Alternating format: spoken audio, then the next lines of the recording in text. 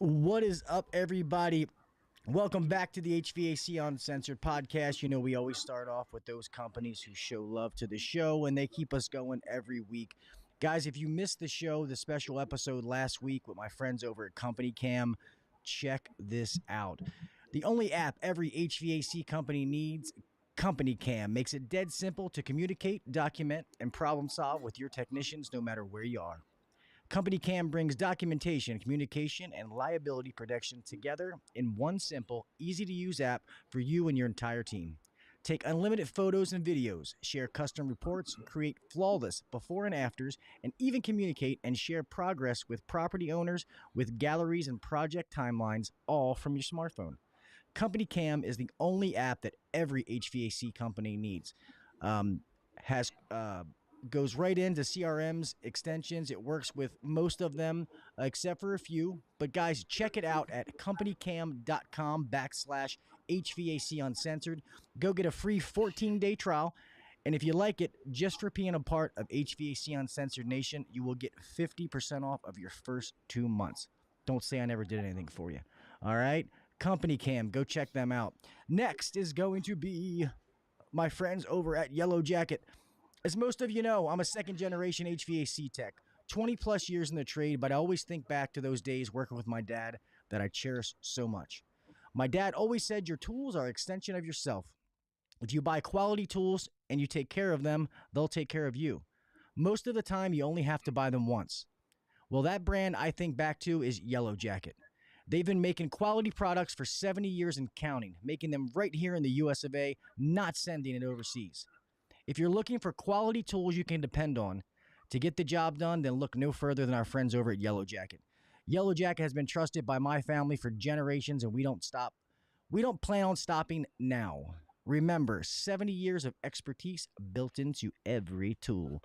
All right, thank you today's sponsors, and let's get on to the Pledge of Allegiance.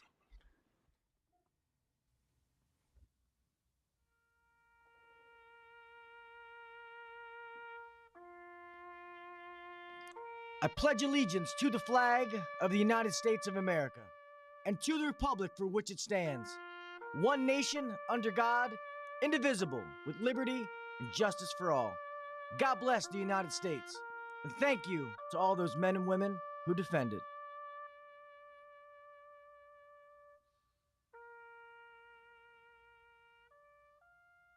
Five, four, three, two, one, go.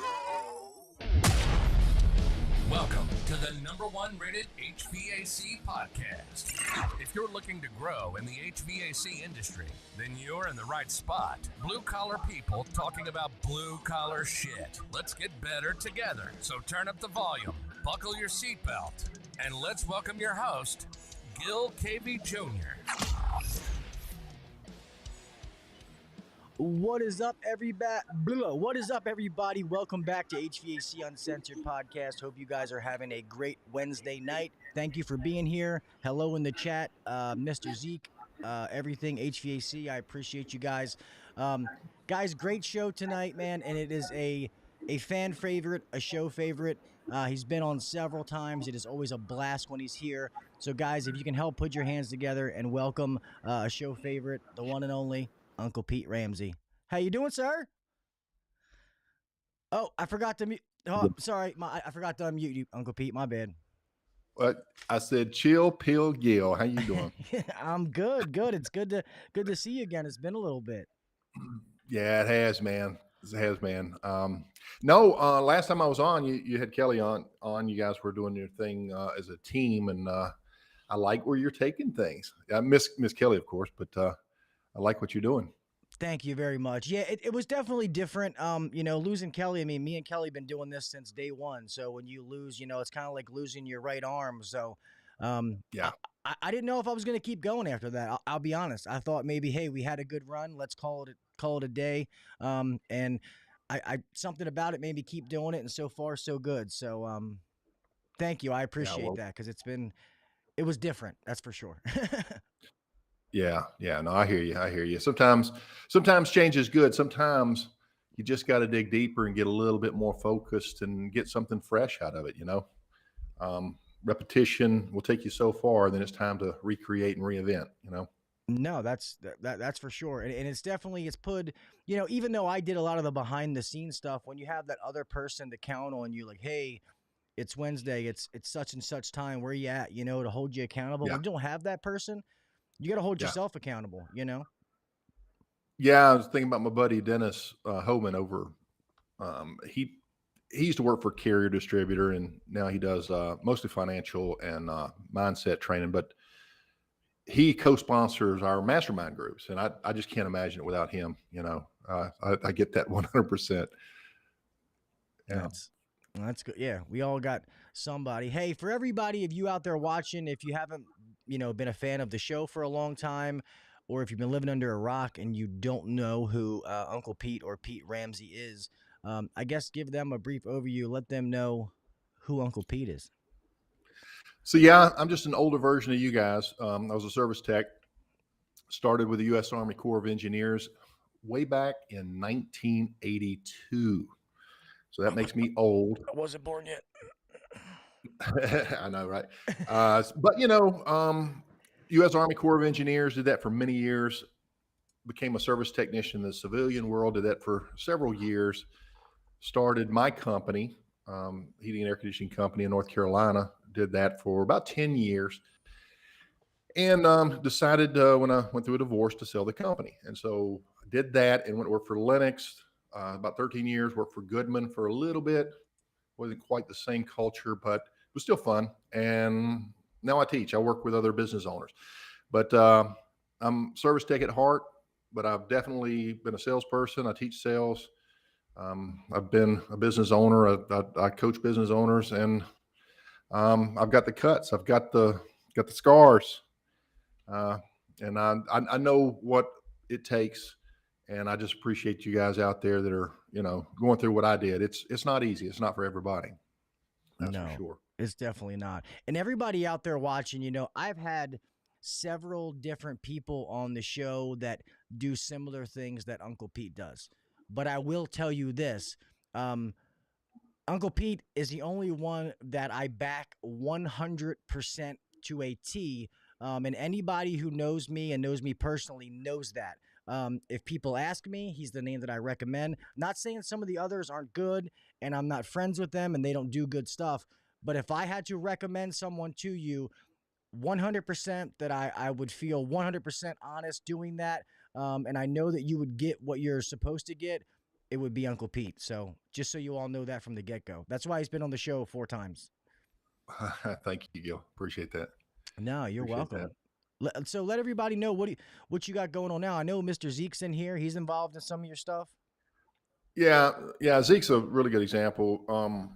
We are working together and have been working together on several programs, but the primary one is called the HVAC X Factor. And for those of you who've heard of, my brand, it's HVAC Greatness. And HVAC Greatness isn't me, not me at all. I'm not the great one.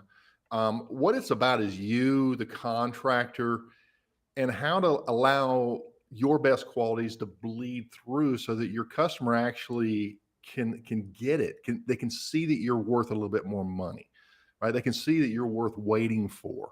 They can see that your services, are worth setting other competition and their numbers aside and staying with what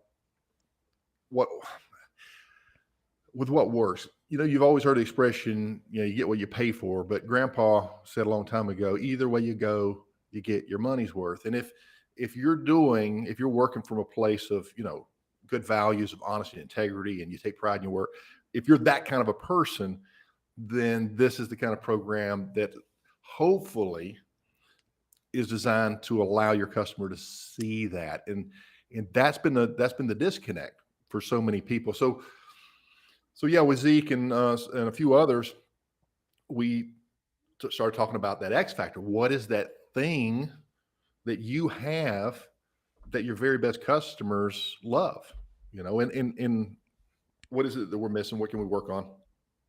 And so we come up and we figure out what that is. We look into every aspect of it, and we take that, and what comes out of it is certain values and qualities that are based on your why, and your story, and all the things that lead up to, your brand identity and its personality and all this other stuff that sounds like a bunch of mumbo jumbo woo woo stuff, but it's actually real. You actually arrive at a personality, and people like people. Yep. And so when your company becomes a bit like a person, it has a lot more magnetic attraction, if you will. And so just getting through those exercises and work to get to that point. A lot of people don't like this. I didn't like it going in and asking myself some of these questions. But once you get through that, then you can take and implement the strategies. And so what we did was we come up with a simplified business model for HVAC, right? We just, you brought up Victor Rancour the other day, and so many people look up to him, and I can see why, because he, like so many, is out there just crushing it, But for me to go out and try to be like him, I'm not saying I couldn't do that. I'm just saying I wouldn't be happy because I'm not the same person that he is. And I have, one of my hugest values are, and I'm not saying that his isn't, from what I know of him, I really like. One of my biggest values is family. And so when I started organizing my business, I said, well, what would my business have to look like so that I could spend X amount of time at home and only X amount of time at work and still generate the dollars to build this life that I want to create for my family? And so when you start at that level, even at a spiritual level, what would that look like spiritually? You start to reverse engineer this business, and you realize you can't do all this stuff and be all over the place and be at home at the same time. So you at some point you have to make some decisions and kind of dial into something and make your business, unique to adapted to your personality and your values and things like this. Yeah. And I think talking about Zeke, he's a good example. He's taking the business over from his dad, and now mom's been sick, and dad was sick, and and he had to get away from the business and because family, like with what you're going through with your mom, we've got to know our priorities and where where our hearts are. And if we don't have our business in a place that it's there for us when we need it, then we haven't laid the groundwork. We haven't set the foundation right. And we're only setting ourselves up for some tough times in the future. So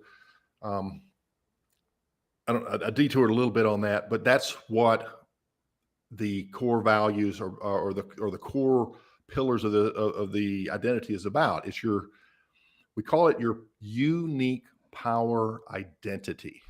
Unique power identity. And that comes after talking to you and extracting this out. And it's very close related to your unique service or services, the way you approach your service. And what you're doing is you're stepping into your market and not saying, hey, I do HVAC too. You're stepping in saying, I'm the only one in town that's this. Amen. And it was built on, there's several people that do this, but the strategy of the book called The Blue Ocean Strategy. Have you read that one by any chance, Gil? I haven't, but for some reason I want to feel like Kelly, because how Kelly was big on books. I want to feel like he said something about that one. Right. Yeah, I'm kind of half Kelly and half you. I like to go out and live life through my eyes. I was one of those guys that I could watch sports on TV, but I'd much rather go play. I just want to be in the game. And so, but a lot of people will take their ideas from good books, and I do that as well. So try to strike that balance. But I love the concept of that book, and it was a fresh reminder of what you and I know based on what we've experienced as consumers and as business owners and managers. And that is that the red ocean that's just bloodied with waters from your competition of fighting over that same little bit of business is not the place to be when you contrast it to the blue ocean, where you're setting up a business and there's no real competition and you're the only one that's fishing those waters. And so by identifying your power identity, unique power identity, how can I do heating and air conditioning, but be so unique that people, when they think of X, they think of me? Or how can I approach it? And what would that service look like? Am I the, Pete's Ductless? That's all I do. Or is it something more about my approach? Now, once you have these identities, you also have to let the customer perceive that. And so that's a huge part of it. I call that the insta rapport customer experience.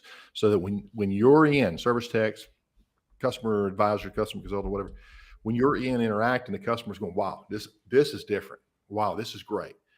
And this goes beyond putting on booties, guys. This is an actual, it's an actual deeper connection, which leads to the fourth pillar and the final pillar, and that's your marketing.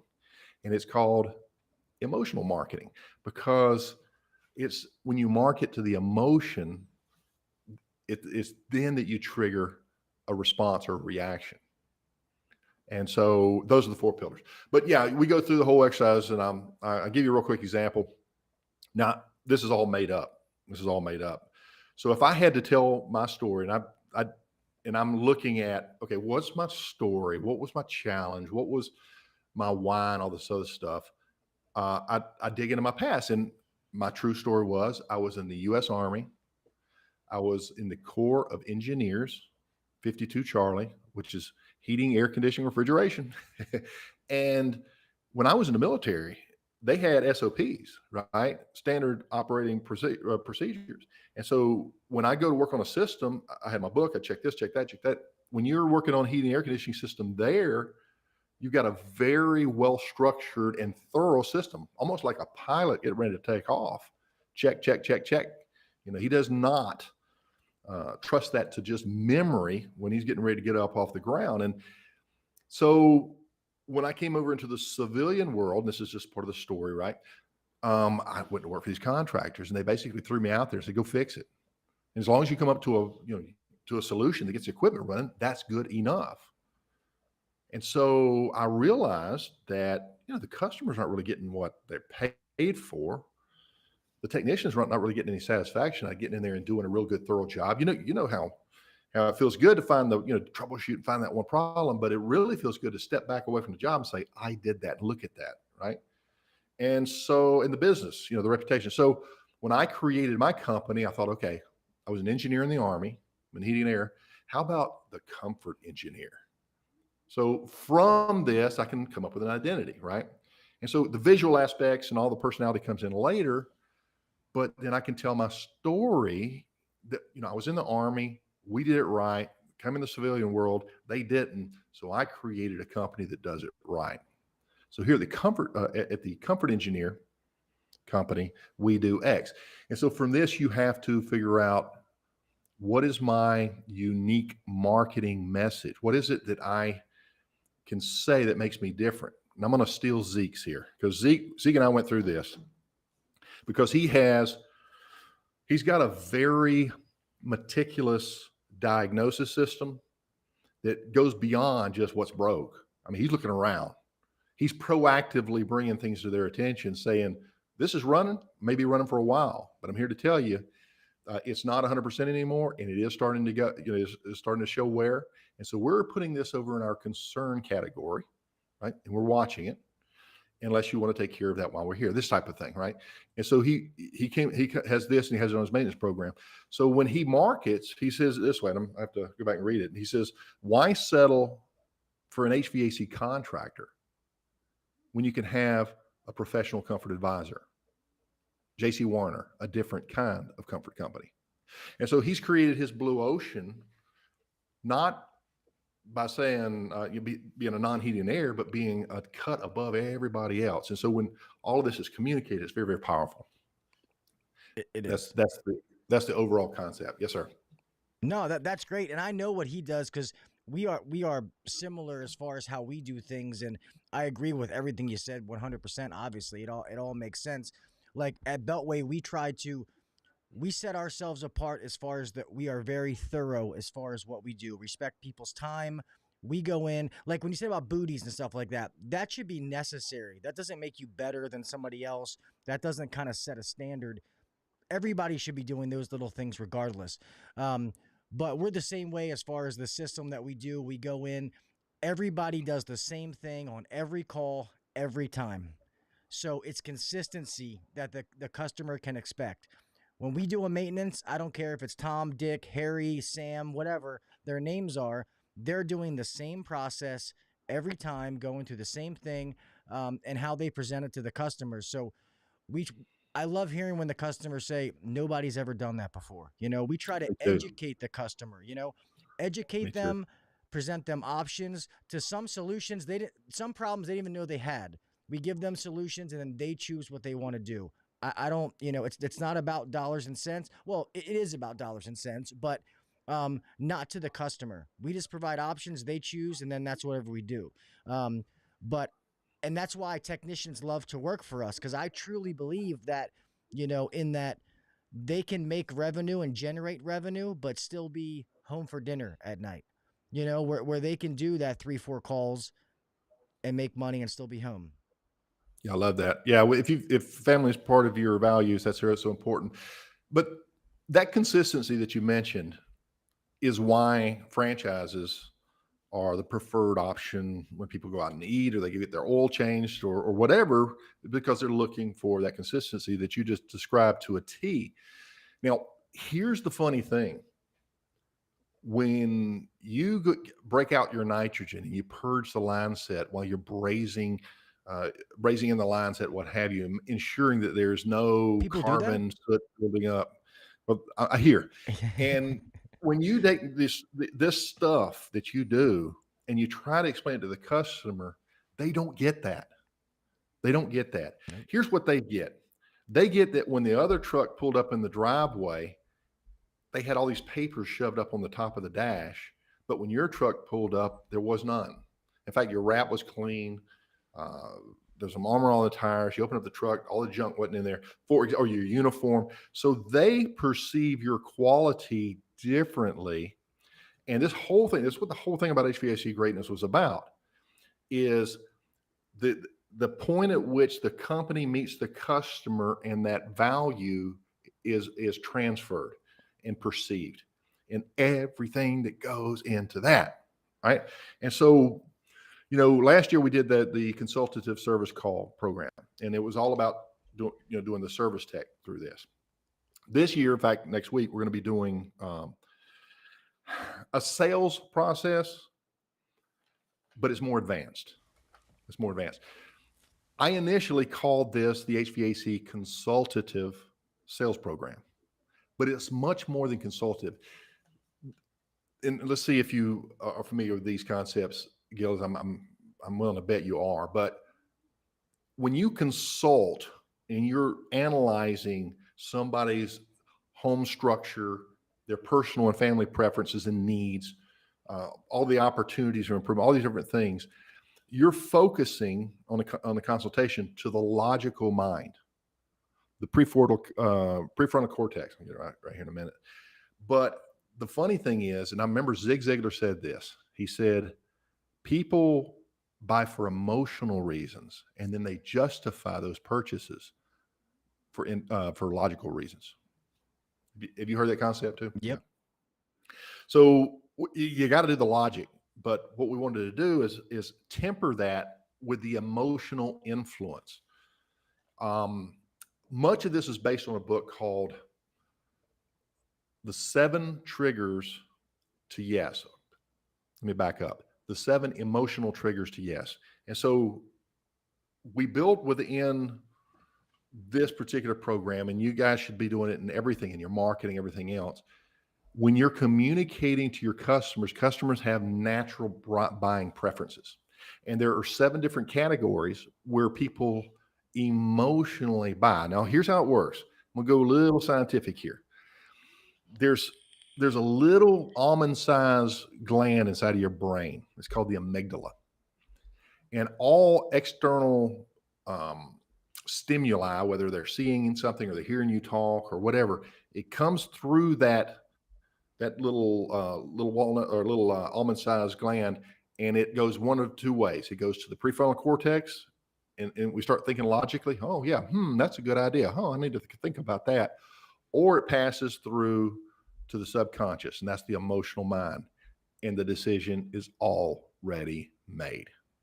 And so if you learn how to take your information and bypass the logical by going straight through this way, by your processes, you get to yes over and over and over again. And the customers, what they do is they can't help but to move forward when you do this. It can almost be manipulated. It really takes honest people to do this right. Okay. But once they move into that emotional trigger, I'm going with you, they will then justify it with the logic. And I don't know if you ever bought a car or a truck that way. I know I have a big 4-wheel drive truck, and it was getting to me in my gut. And then I'm coming up with all this logic. Well, I can use it for the company too. And I can, you ever so, but that's the overall process. So yeah, here's a couple of the things that we want to make sure that we do. Okay. So to justify the logic, we need to review the proper sales structure, the old proven process, step 1, step 2, step 3, because you have to have a linear step-by-step process if you're going to sell effectively, and you're not going to miss anything, and you're not going to have customers that are unsatisfied, right? Now, in doing that, you get the emotional purchase coupled with the logic, because if you only get the emotional, they'll buy from you. They'll get buyer's remorse, and then they're going to back out. You got to have both. Okay. Yep. So we got to do that. So we get into the advanced stuff, and most of it is mindset. Most of it's mindset. When you have your head on straight and you've got your beliefs right, you know where if you match this way of thinking with the top 2% of the salespeople out there, and it's not that hard to do, guys. I was a technician, for goodness sake. It took me a while, but I got it. Right. And so when you match that, it is very powerful. Now, of those 7 triggers, the number 1 is what's called the friendship trigger. And that is rapport. That's connected. Now, people can be friendly with you. Don't you mistake that because they're considering you their friend, because they'll smile at you all the way to the point where they'll say, I want to think about it, or I'm going to get 3 more estimates or bids. Friendly and friendship are 2 different things. You got to cross that, make the connection, and make it deeply. And you got to do it within the first 10 minutes. So we talk about that. We talk about setting and holding the frame strategies. If your customer has one frame and you have the more powerful one, you will take the lead of the process without stepping on their toes and making them feel inferior. Somebody's got to be in charge. That's their home, is their decision, but it's your process and you're the expert, and striking that up. So we get into that. 7% of what's communicated is just a spoken word. The other 93% is a combination of body language, tonality communication, and we talk about how to do that, how to communicate with those properly. In X Factor, how to stand out as superior amongst your competition. And I experienced that firsthand, because the company does matter. Your marketing does matter. Your unique marketing position matters. And I felt that big time. When I left Lennox, I was a territory manager, calling on dealers. Then I went to Goodman, called on the same dealers, and got treated differently. The company you work for does matter. And you may be one heck of a salesperson, but it really, you really need to stand out, not just as a professional, but also the organization that you're working for, the quality of their work, and everything else that you do. Objection prevention strategy is another one. So once somebody has raised an objection, I don't know if you know this, but once something comes out of their mouth, it is 10 times more powerful than if it was just thought. I've heard if it was just a thought in their mind, like, well, that's a little high. Once it comes out of their mouth, it's out there and it's public. And now they got to stick to it. And if it's negative, you can quadruple that figure again. So never let your customer get to the point of objection. We have objection prevention strategy. And that's using a process called initiation of verbal anchoring. And this is all NLP stuff. It can run really complicated, but we keep it as simple as we can because we want something that you can use But sometimes you're going to get objections anyway because they didn't catch what you said, they didn't understand, or maybe they were kind of hung up on a doubt. And you have to have a strategy for that. And we use an advanced negotiation tactic. This is based on Chris Voss's work. Never Split the Difference was his book, and very, very good stuff. So that's an overview of the sales program that we're currently getting ready to release. Now, I've worked with a couple of companies on the private Zoom training, like you know how we do. I'll talk to their training room, and it's gone over really well. So I'm excited about rolling this out. So you guys are more than welcome to participate in that for those of you who may be interested. That's awesome. Yeah, cool. Appreciate that. Yeah, all that stuff and all those things are what you need to learn. I mean, I've been, pretty good at sales over my career. I definitely still have a lot to learn. I'm far from knowing everything, but I do know everything you just said is something that I've been taught, or I found out that I didn't know and I needed to know going down the line, because, customers don't like to be liars. That's why sometimes when you ask them simple questions, like as a service technician, oh, this coil looks dirty, I mean, and I don't want to steal this because somebody else uses it. Do you think that's good or bad? And they say bad. Oh, yeah, that's bad.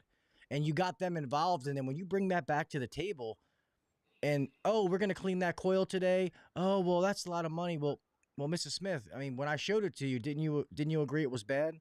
Oh, well, you know what? Yep, I did say that. When you get the customer involved and you let them see, that's how you start to build value. Let them ask questions, show them, like, not just some, cracked heat exchanger in your phone that you've been showing the same customer for fucking 10 years. Like, no, I mean, honestly, ethically showing them that kind of stuff, that process, and you start doing it the same every time. See, people out there, like, you may be good at, you're a good technician, you may be good at fixing things, or you're not a good communicator. That's where these processes come in and help you, because fixing it is just part of the process. You can be the greatest technician in the world. If you can't communicate that to the customer, that could be an overall bad experience for that customer. Yet you tried to do everything you possibly could right, and it still ended up being bad. So you got to think about that, because we hear the tech. I mean, you hear Uncle Pete all the time. These guys out there, the techs are like, I'm a technician. I fix stuff. I'm not a salesman. I'm not a selling tech. And guys, we got to get out of that mindset. I know I say it every week, but it's so relevant now because I see it on social media so much. Every one of you technicians out there, you're a selling tech, whether you like it or not. Every time you change a capacitor, that is a bill of goods, a transaction. You just sold something. So be thorough in what you do. And another thing with customers that I found, and maybe this is wrong, but, time equals perceived value. Like when I talk to people about maintenances is one of the biggest things that we talk about. And, if a guy goes, like, some people are good at selling them, but not good at, maintaining them. You go into a customer's house, you're in there for 25 minutes and you're like, hey, Mrs. Smith, everything looks good. Have a good day. The guy went down, took a Delta T, looked at the filter, everything looks fine. You do that twice a year, then you wonder why the customer never renews. Because you don't ever do anything, you know what I mean? So it's the same concept that, people don't realize that clean truck, that clean uniform, that process, taking your time, doing what you're supposed to do every time that you go to somebody's house is huge, because you only get one chance to make that first impression, and so many people don't realize that. Yeah. And, we fall into the habit of talking technical as well. And so a lot of times we're just spitting out all of our jargon that, you and I can be excited about all day long. They don't care. And well, they don't necessarily get it. It's, I used to do this class, I speak Spanish. My wife does not speak English. I speak Spanish to that level. So I've lived in South America for about 6 years, and I'm in Central America as we come from here, live in Miami. And I used to do this exercise where I taught Spanish and just throw a couple of English words in there, and people get a sense of what I'm talking about, but they were like, well, what did you say? It's almost like that when you're speaking English, but you're really not speaking their English. And it's almost like you're speaking another language. And so if you can learn to translate these different things that you're doing in a way that they get it. And here's an underlying message, and this is part of what we teach in the program. Everybody all day long, with everything that happens to them, and especially when you're in their house, is thinking one thing: what does this mean to me? That's what they're all about. What does this mean to me? And so if you're constantly answering that instead of talking about, I replaced your nuclear switch, then they can start to appreciate it. So we took in our service call process, and we created, Zeke was actually part of that mastermind group that did this. We created an assessment document that is unique to everybody. And so everything that we take on our technical checklist, we transfer over to the communication document for the customer. We turn it around. It has these visual aids, and it explains every single thing, what this means to me. For example, in the IAQ section, there's a little icon of a house with a thermometer in his mouth, and he's sick, and we have maybe high particulate count, or we have high VOCs. We have another category called danger. And you put something into the category that says danger, and it's got the little sign with danger. We got every category covered. Maybe the danger is to the home.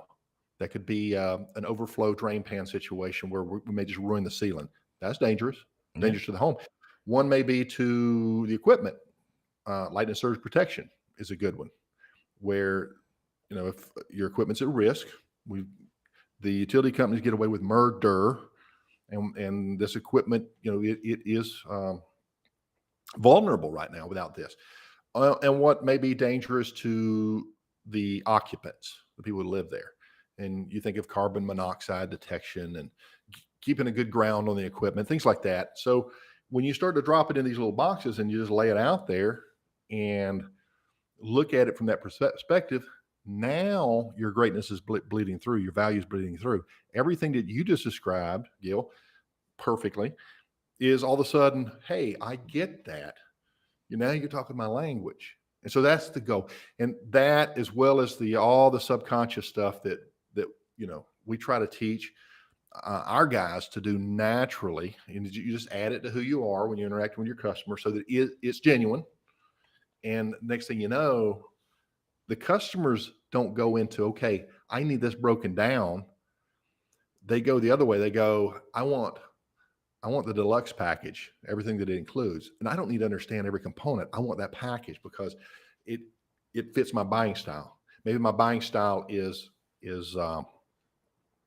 the trigger hope. That's one of the emotional triggers, by the way. So if I'm buying on that particular emotional trigger, it's because you mentioned this IQ device. My son just suffers all the time. We keep him on medication. If this can reverse this, I'm making an investment in that based on the hope that this is going to resolve our issues. And so that's a very valid one. And so we use a lot of examples on that particular one. Yeah, and if it's never offered, Uncle Pete, then they can never have it. That's what gets me is people, Amen. They never say anything, and they're like, oh, the customer doesn't want that. Well, you don't know what they want. You don't know what they're banking. It's not your job to decide for them, Amen. Amen. You'll never sell anything you don't offer. And something you said earlier, this thought escaped me because I was following you as well. But yeah, we can't make those decisions for them. And you I know what it was. You said that I love it when a customer says, well, the other companies didn't do that. The other companies didn't notice that. The other companies didn't bring this up. That is excellent. And the other one is that I hated was you going back out to your customer and you find a piece of equipment or an accessory in there that you install. And you say, well, when did you get this? We put those in, and they say, I didn't know you did that. Oh, that one hurts. Pisses me off. Right? Yeah. Yeah. And, and then they're not going to know if you don't tell them. And so it's like a customer told me one time, Pete, you're my eyes and ears up there. I'm just down here waiting on you to tell me what you saw. And so when you transition from the mindset of not being pushy and salesy. I don't want to do that, over to I'm a professional master service technician that goes through the consultative process. And if you have me in your home, you're going to get a thorough assessment and you're going to understand completely. Whether or not you buy, that's on you. But you're not going to not buy because I failed to do my job and didn't bring it to your attention. You're going to get the truth. And right? that, I'm sorry, and I would say, and that mentality you just said, those are the guys that are out here fucking killing it, Crushing making a it, yeah. shit ton of money, and they're honest guys. That's how I sold. I never lied to a soul. I never said anything to anybody. I wanted to try to be better than anybody else that went out there. But my problem as a technician was other guys weren't doing it. So the bosses were like, okay, well, I want to move you up into management. And then I had to learn being a good tech and being a good manager was two different things. So you needed a process to be able to teach other people to do that. Guys, go out there. Like, I had a younger guy ask me, he's like, what does it take to be good in HVAC? I'm like, first of all, you have to give a fuck. You have to care about what you're doing and the people you're doing it for, and then try to be really good at what you're doing and, take the time to do it. That's really what it is. If you can, residential AC is not hard. It's really not. Once you learn it, you're not going to forget it. And caring about the people that you work for, man, like that's really what it comes down to. There's another word called congruency. And for those of you who are a little unclear on that, congruency means that things fit well together and they're part of a whole. Okay. It's like the oars coming out of the side of the boat, all rowing in the same direction. If you're congruent to that brand, to that personality, then I lost your visual. If you're congruent to that brand and you're congruent to honesty and the values of that company, and all of a sudden you come out with some slick line trying to get a close on them, it's incongruent, right? It doesn't fit. And so being congruent is really directly connected to being authentic. And so that's why we do the work. Once we come into this identity, we build this whole thing and all the processes are based on the truth. And now you can just shoot straight. And you never, what's the old saying? You never have to remember a lie if you don't tell any, if you just always tell the truth. So be honest with yourself, first of all, and develop those skills.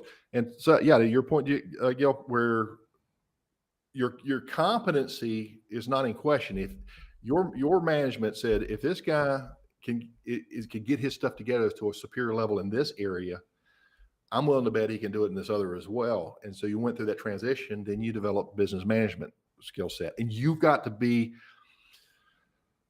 eager enough to roll up your sleeves and go in and get dirty and quit depending on everybody else to make these decisions for you, like your SEO and marketing people. You've got to be able to do this kind of stuff and dig in yourself, right? You won't know everything in the beginning, but stop trying to pawn it off on them. I just want to pay my monthly advertising and then adjust the dimmer switch and the work comes flowing in and I'll get it from there.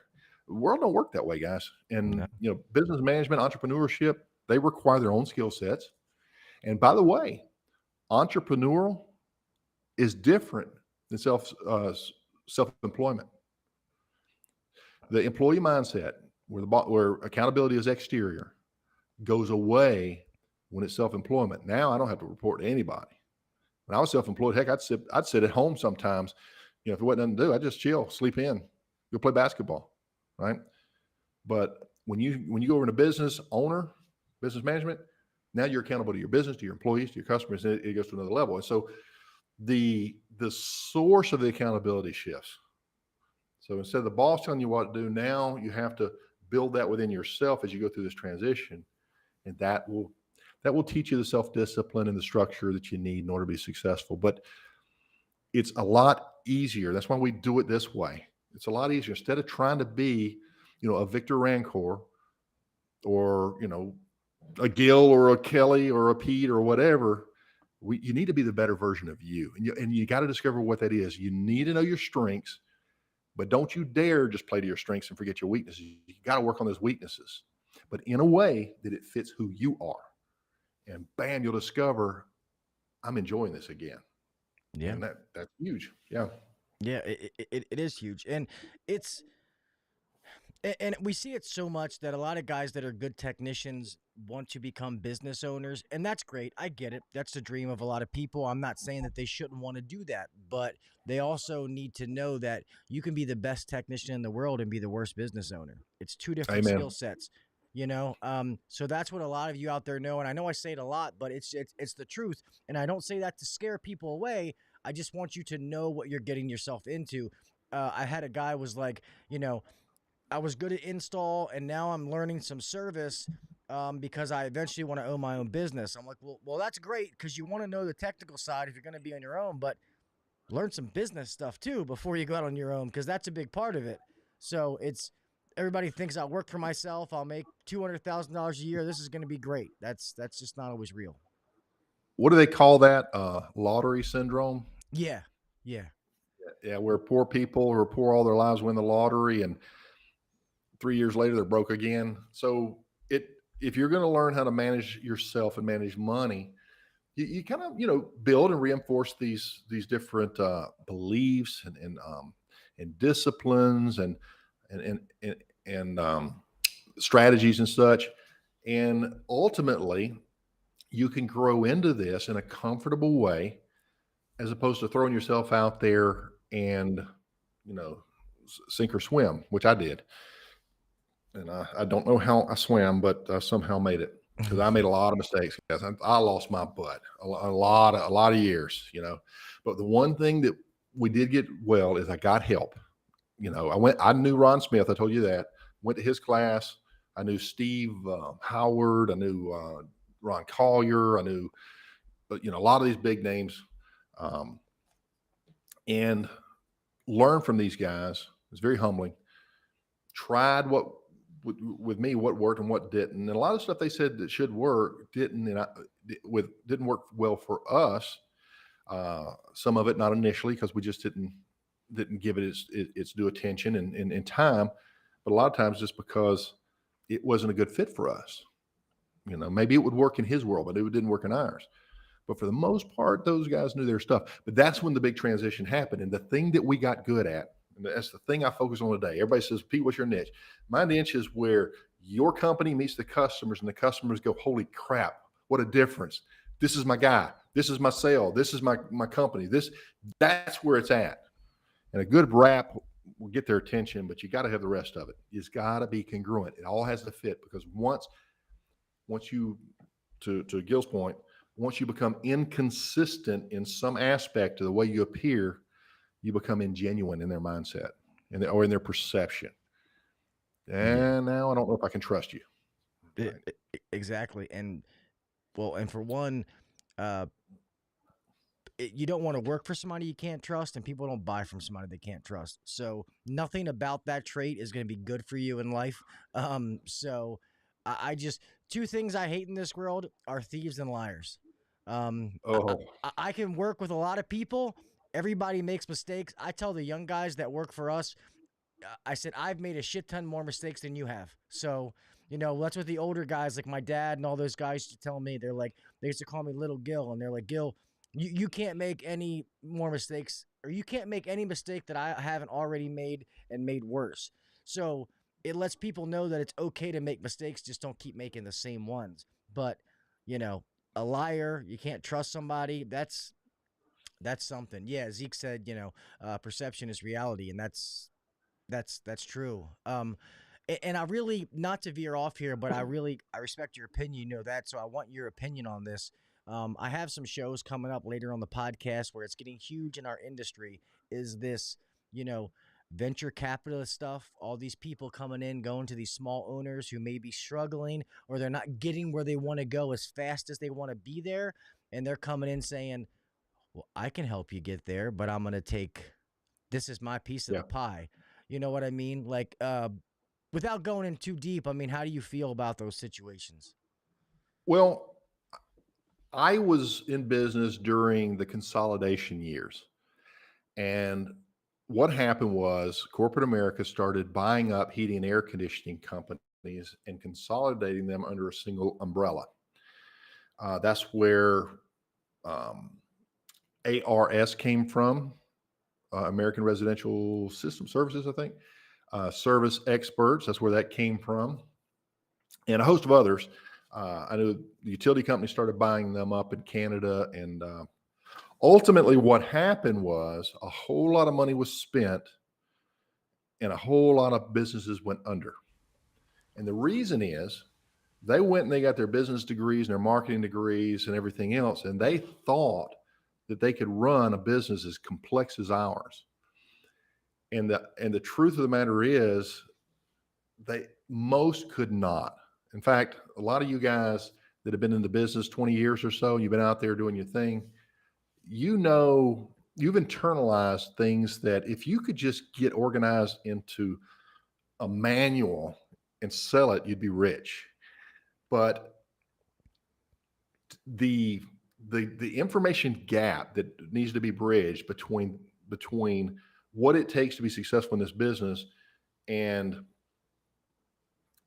I should say the competency level of those who are attempting to do it are still pretty wide. Now there are people who do, and I'll say this, because I worked with companies. One of my competitors there in North Carolina, I tell this story. Old man Morris. He was trying to sell his company back when I was still a tech, and a guy by the name of Dewey Jenkins bought that company, and he was nothing but an accountant, guys.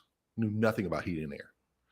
So he changed the name to Morris Jenkins, and to this day, now I sold my business many years ago, but he kept going. He must have 120 trucks on the road. He's done it, right?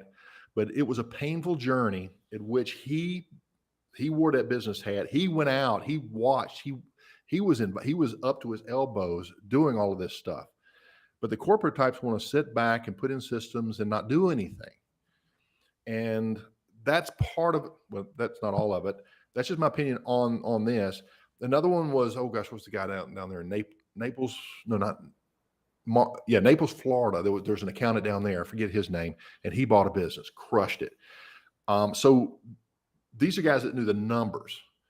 I've got a customer right now, and I can't say his name because he's looking for some coaching. He's got a marketing company, wants to come in, take 15% of his company, basically run the office, and he runs the field. And he's like, Pete, should I take it? Should I do it? And, that's a personal call. But the dynamics change when you start bringing other people in. It's tempting. But the reason they're looking at HVAC, essential services, among other things, is that you're sitting on a gold mine. And if you'll take and just get the help you need, uncomplicate your work, get dialed in on your key focus, and you can turn all these other areas of work away if you choose to.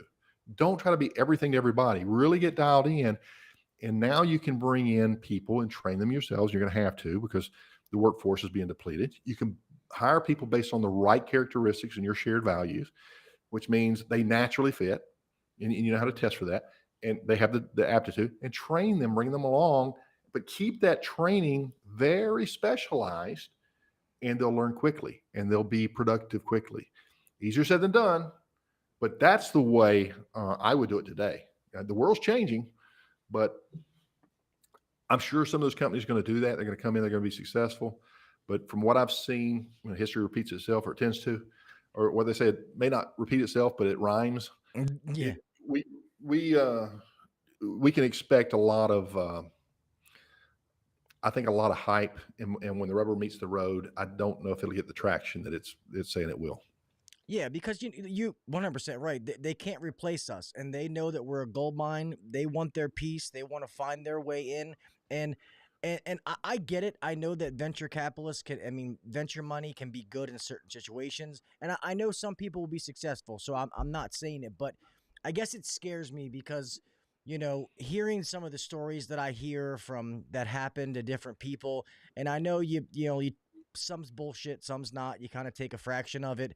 But years ago, with some of these people who were doing that, and so many owners that were good people got fucked. They ended up turning into an employee of these people, and now they're like, hey, I got your customer base. Hey, I don't need you anymore. Yep. You're fired. Yep. And now Yep. this person has nothing to give their family. They're like, what the hell? I thought I was going to help build my business. And now they took my company and there's not a goddamn thing I can do about it, you know? So if people are going to do this, just be careful. Like, just please protect yourself. Like, don't, if it sounds too good to be true, it's probably too good to be true. It's that, you know what I mean? It's that simple. Yeah, you're better off selling than doing that. I work with a couple of guys. If you guys need a recommendation, I know a guy that I turned on to a couple of companies, and he sold their businesses for pretty good money, and because he understands how to assess the value. But back in the consolidation phases, I know a lot of guys that they took part of their payment as company stock, which went to zero, and so they lost their butts. To your point, I mean, you nailed it. Yeah, it's just scary. Like, I know that you see some of these people out here like Victor Rancourt. You guys all know he's been on here. Victor is a very good friend of mine. You know, and some people feel however they feel. The guy's bust his ass in, you know, 3-4 years having a company to get where he is, but that is very slim. Just because he did it, it was certain variables, a certain situation that worked. It doesn't mean that we can all go do exactly what he did and we're going to have the same results. That's just not how that works. Does it mean, I mean, we use some of Victor's program at Beltway and it worked great. Don't get me wrong. I like a lot of it incorporated, but I feel like some people look at people and they're like, I want to be that guy. Like you said, you have to be yourself. It doesn't mean that you can't incorporate some of the things that they're doing, but don't try to be another company. That's like when people like, you know, the company culture, it's been thrown around the last year, like, you know, fucking candy. I do think company culture is very important. But I love what Miss Stacy Ford said. Two company cultures, no one can be the same. You know, every culture is going to be different because what values that company has and what they believe in can be different. The people are different. So when people have the same bullshit on the wall, you know, as core values is integrity, we show up on time. You know what I mean? To me, that's not really core values. That's a bunch of words on the wall. You have to be, it's something you have to live. Like we have what's called an MVP statement. And, you know, one is, you know, that, you know, in a nutshell, that we're in this together. It doesn't matter who messed up. It's we messed up and who picks the ball up. You know, that we want every employee to have, you know, we provide a 5-star experience to our employees and each other. And then the last one goes, and I should know these, but well, I know them by heart. I just don't want to put them on because they're ours. About, you know, people coming to work and helping them grow as a person. Like,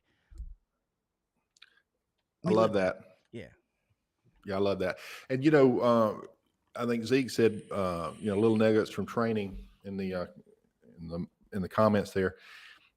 The way that you maintain a culture is you keep people's belief systems in alignment, and their core values in alignment. And because people have different experiences in life before coming into this arrangement, they tend to, and indoctrinations and all this other stuff, they tend to not align perfectly. So in an effort to do that, it requires regular, and I say weekly training, in which we take a concept that might be a little controversial, or maybe we're not all on the same page, and we just go through some raw breakdown, real world experiences. We go through it together, and we come through the aha moment. Everybody's saying, holy cow, I never thought about it from that perspective. And so we start to unite on some level. And so as a leader, and this is what you have to be as a HVAC business owner, is you've got to be a leader, and 360 degree leader at that. Get out there, but don't be afraid to roll up your sleeves and jump in there and do what you got to do.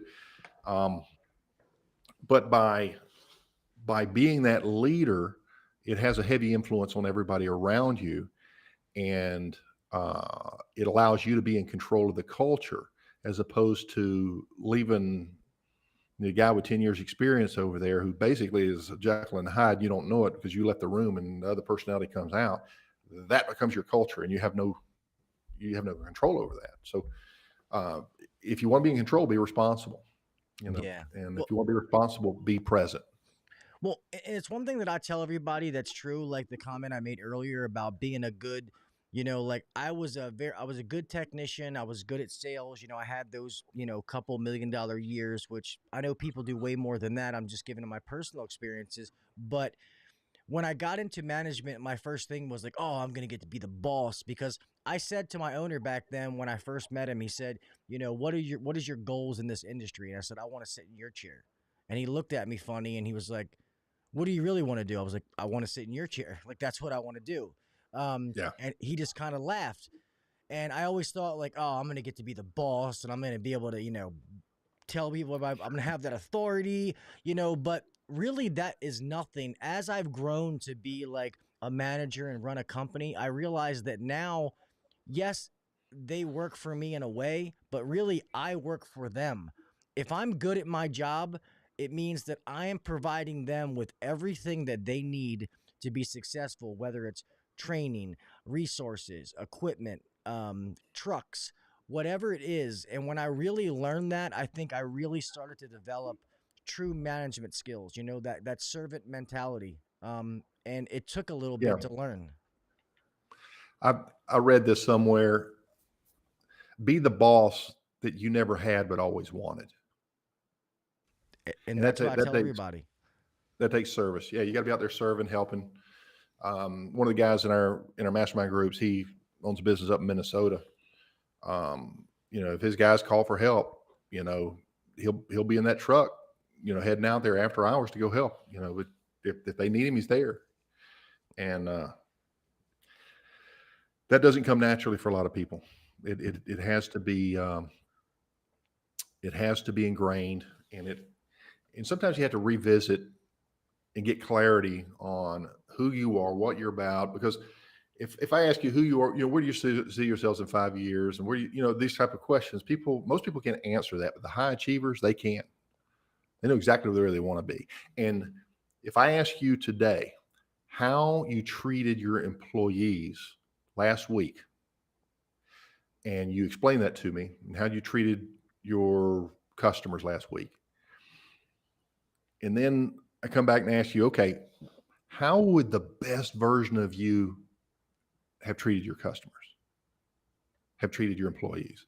And when you start to see the two differences, you start to see that there's certain qualities that are missing in your day to day, because you get hung up in the stress and you get distracted and you get taken off point on your clarity is, this is who I am, this is who I choose to be, and I'm going to proactively set out to do that, and I'm going to be the better version of me.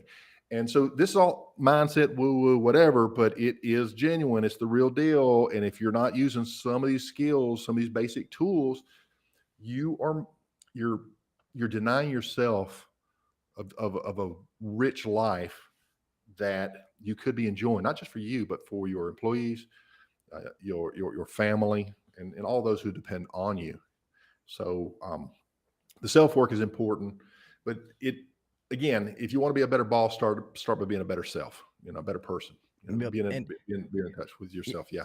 And I always said that I always wanted to be the manager I never had. And not that I didn't have some good ones, but like you just said with the person that's in your mastermind group, is I will always answer the phone when my guys call.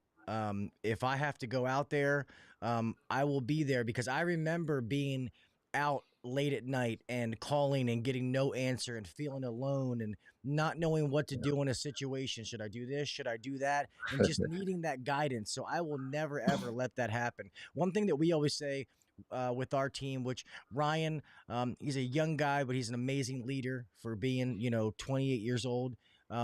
We always try to provide, challenge, clarity, and care to every one of our technicians. Am I challenging that person?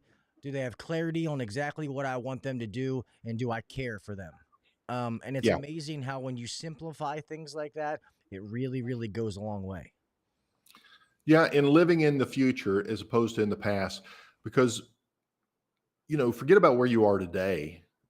Think about who you want to be and tackle today with that in mind.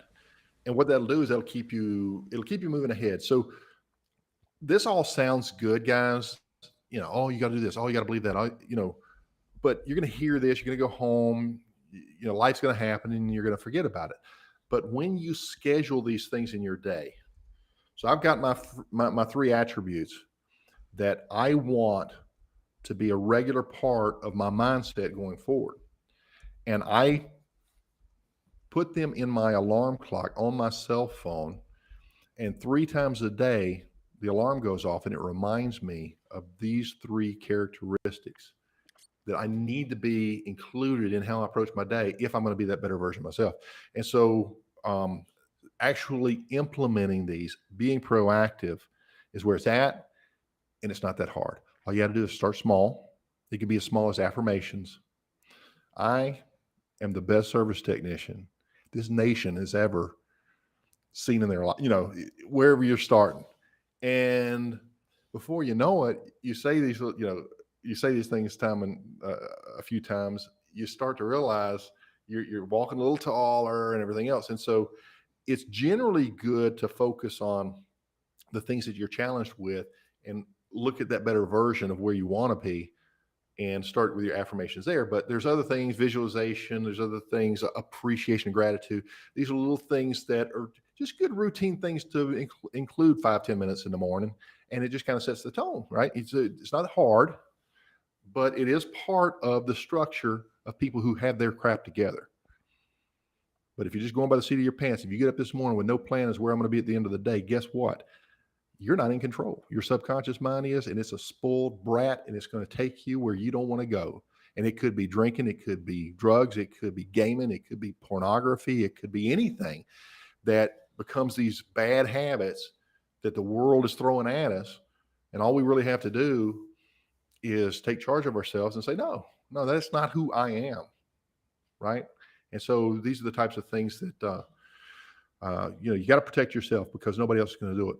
Yeah, no, and you have to, I love what you said earlier, really decide what you want in life. And like you said, reverse engineer on how to get that, where I am today is because of work that I put into the past. So I constantly have, short-term goals, long-term goals, weekly goals that I write down. I feel like that pen to paper, you can write things into fruition when you write it down. And I always try to hold, I actually have, it's right here. It's a little book that I use that I write things down, and it's something that I look at all the time. I try to hold myself accountable. Yeah. Of where I want to be and what I need to do it. And then I surround myself with positivity. Like my brother used to always say, in your group of friends, every one of your friends should be somebody who's lifting you up. If you're the most successful person in your group, then get new friends. You know what I mean? It's something as small as this. I always do this. Let me see if I can see it. I have an app on my phone called Motivation, and it just slows. It's real big on the home screen. Every time I look at my phone before I go down to the social media apps or anything, on there right now, never trust a person that has let you down more than twice. Once was a warning, twice was a lesson, and anything more than that's just simply taking advantage.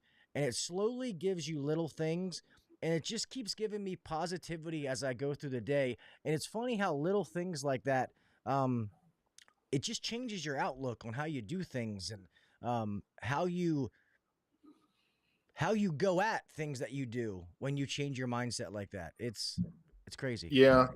And let me add to that. This will go a deep rabbit hole, so I'm just going to touch on this one because I know we're winding down.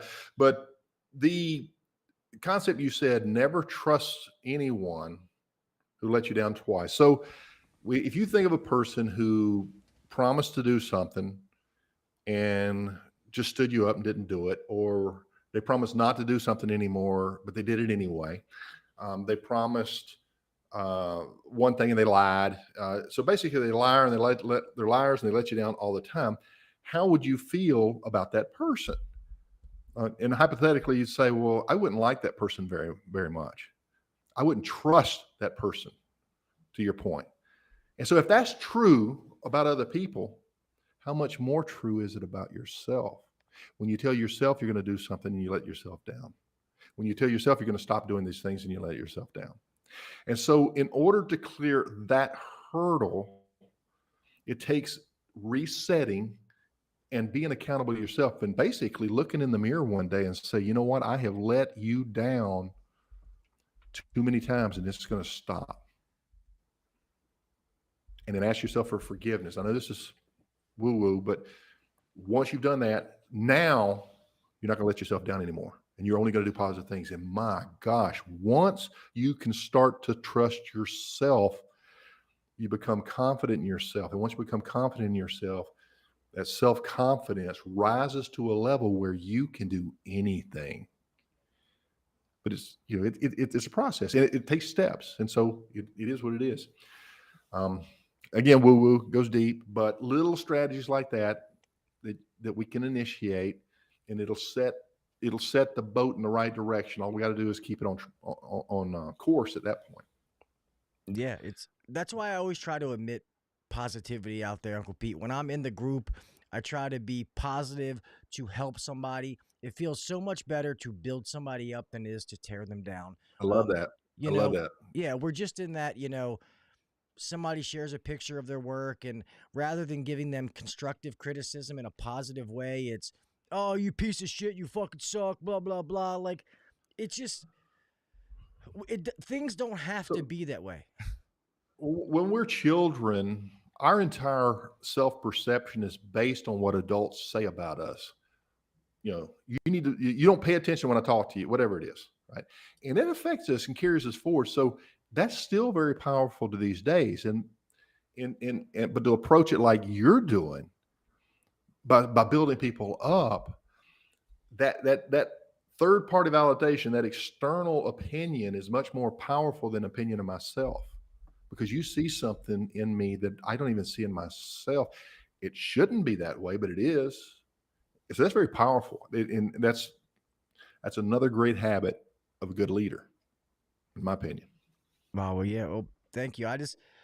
I've always been that kind of person that I want to help other people. Like little things. My mom used to say, like, when it came to like Christmas or presents, and somebody asked me like, oh, if you had to pick like 2 Christmases, which would you remember? Obviously, well, one would be the one before my father passed. But other than that, it's always times where I gave something. It's not something where I received it. It's not like, Wow. well, maybe as a child, but as a man, it's always, oh, I gave my wife this, or I remember getting my son this. That made my Christmas. It's not like, oh, I got a new car, or I got this. It was nothing that I received. It's what I gave. And I don't know. That's just always been me. That makes me happy to give other people stuff. Yeah, I can relate to that. And them appreciating that is your reward, right? So like the one time we swung by one of my employees' house because he had to change uniform real quick. I said, hey, can I use your bathroom? I go in the bathroom and I come out and I look over on the refrigerator, and there's the note that I had wrote on his paperwork. Great job, Randy. And there it was on his refrigerator. And all it was a small gesture on my part, but it meant something to him. You talk about making you feel good. Yeah. Hey, for me, it was just he finally got his paperwork right, and I made a little comment. Hey, great job, Randy. Next thing you know, it's framed practically. And so the impact that you have on the people around you is much bigger than you think. Yeah. So if you keep it positive, like you do, yeah. Yeah. Some people are those words of affirmation people. Everybody likes an attaboy, and that's when leadership comes, and your people. Some of them are words of affirmation people. Some, I forget the different ones, but you can put people in the different classes and find out what means something to them. Yeah. And I'll give you a tip on affirmations as well. I am a great service technician. That's an affirmation. But if I take it and go and I talk to myself from a third party, just that powerful position we just mentioned, and I say something like, Pete, you're a great service tech. You are. Remember the time that 3 companies went out there, nobody could figure it out, and you had it running in 15 minutes? Remember that? Not just anybody can do that. You're something special. Now, which one do you think has the most impact on my subconscious mind?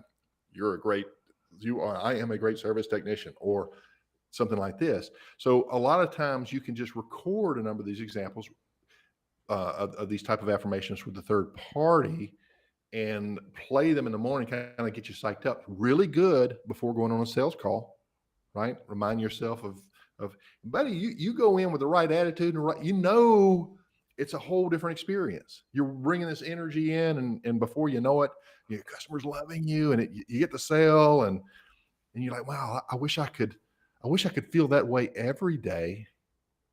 Not realizing that you can, or you could if you try. And so, yeah, it's a little bit of work. It's a little bit of woo woo. It's not natural. We hate doing stuff like this, but if we do it right and we do it incrementally and we do it strategically, we can actually grow to new levels and enrich our lives and those around us, and provide that lifestyle that we've always wanted to do, both in not just money but time and money, with your family. So all that's important. Yeah. I divorced during my business. I would not wish that on anybody. Be at home when you're at home. Don't be at work. Yep. You gotta be able to turn it off. I said that before. It's easier said than done, but when I come home, I'm home. It's here. Yeah. Obviously I sneak away and do the podcast, which is why I'm grateful to my wife. So thank you, Brittany, and to my kids if they listen to this. But, because of them, supporting me in what I do, I'm able to do this podcast and be able to give back to other people. And the fact that they support me in doing it really is huge, because this does take a lot of extra time that I have to put in that I'm not doing something with them. So when I am with them, my phone's off. It's put away. You know what I mean? I'm with them 100%. I'm not dipping the toe in the water, because that's not fair to them. No, that's admirable. Great job, bro. I appreciate Great job. that. And I get that. My wife's in the next room too. So, it is what it is. They understand, they understand, but, being present is their payback. If you're able to be present and give to them, then, they understand. Yeah, I feel like you can always make money, but you can't get time back. And that's why, like, with my technician, or with our technicians, I don't want to say my, like, it's singular. I can't tell you how many baseball games I missed from my son and stuff like that, because I had to work. I was doing what I had to do. And I get to go to those now. And now people that work for us, we make it part of our culture. If they come to me and say, hey, Gil, I know it's busy, but my son's got a big game. I really want to make it. Well, guess what? He's going to that fucking game. You know what I mean? Like, my daughter has a dance recital, or, hey, it's my daughter's birthday. I want them to have that. And that little bit of appreciation when it is 100 degrees outside and they got to go in the attic, I don't hear a fucking word from them, because they would go to battle with me anywhere, because I would do that for them. I do that with them. And you should. And you just be careful when you do that. Do it, and don't take that call and then resent it, because it's just going to make you bitter. And I learned that lesson. Real quick story. I had a call. Walk-in cooler was down. It was a restaurant. It was part of a chain we took care of. I drove like 45 minutes to go down, get it running. It's nighttime. I fill out the invoice, and I'm charging coming and going. And he's looking at the invoice, and he says, you mean to tell me you're going to charge me for driving down here, doing the work, and driving back? And I snapped. I said, right back in my house is an 8-year-old boy, and his daddy can't be there with him because he's here taking care of your refrigeration. You damn straight I'm charging you coming in. And I generally don't get that way, but you have to come to grips with, this is who I'm going to be, and this is how I'm going to operate my business. And customers are going to have to adjust that, because if you start compromising all these things in your life, you're going to be bitter. Yeah. You're going to snap at others, and worse yet, you can snap at your own family when you bring it all home. So get that clarity. Who am I? Who do I want to be? And hold yourself accountable to that, and watch the quality of your life improve and your business. So, yeah. I agree. My 2 cents on that. Yep. I know it's getting a little late. We'll start to put an end to this. I guess before we start to close this out, how can everybody get in touch with you, Uncle Pete? Hey, I appreciate that. HVAC Greatness. I've got a .com, HVACGreatness.com, and I've got a Gmail account, HVACGreatness@gmail. But mostly what I do is help. I do one-on-one coaching. We do some group coaching. But like more recently, we're doing advanced sales training, getting you ready for the summer. And there's going to be some group training on that, as well as some online work at your own pace later. These types of things. So yeah, the focus is your greatness, how to get more money out of or get the value, I should say, out of the work that you provide, so that your customer goes, wow, this was worth it. Wow, I choose you, not somebody else. And it's a lot easier said than done, as you guys know. Yeah, it is. And Yeah. if you guys don't know, you're listening to podcasts out through the day. I know I'm giving you more each week, but there's days in there. Uncle Pete does a podcast, HVAC Greatness, and it's on your YouTube channel, correct? Yeah, it's occasional. It's not consistent. I'm not as dedicated as you better people. No, but there's a lot of good. If you check out his YouTube channel, there's a lot of good info that he has on there to be able to check him out. So, like I said, if you guys are out there looking, you're a smaller company or big company, whatever it is, and you're looking for somebody to give you honest training that you don't have to second guess, should I do it, should I not do it? Uncle Pete's the guy. I highly, recommend that you look out and reach out to him. So, Thanks, Gil. Appreciate that. no, you're welcome. Well, thank you, Uncle Pete, for coming on. I know this time always goes by so fast. You know, you're welcome on here anytime. And let's stay in touch. I know it's been a little bit since we talked, so I'm glad that we finally were able to get back in touch. And we'll definitely do this again. Me too. Thank you so much, Gil. I really appreciate your time, bro. Yep, my pleasure. All right, everybody, let me close this thing out real fast. I appreciate all of you guys, man. Thank you so much. A bunch of great shows coming up, a lot of great guests. I'm doing special episodes, not just the Wednesdays. So this Wednesday will be another live podcast. I can tell you who the guest. I'm pretty sure that this is the one that I have. Yes, so just like I told all of you guys that I wanted to get some of you technicians on here to be able to tell your stories. Well, one of you reached out, Mr. Trevor Laws. Is coming on, so it's awesome to finally be able to have one of those interviews.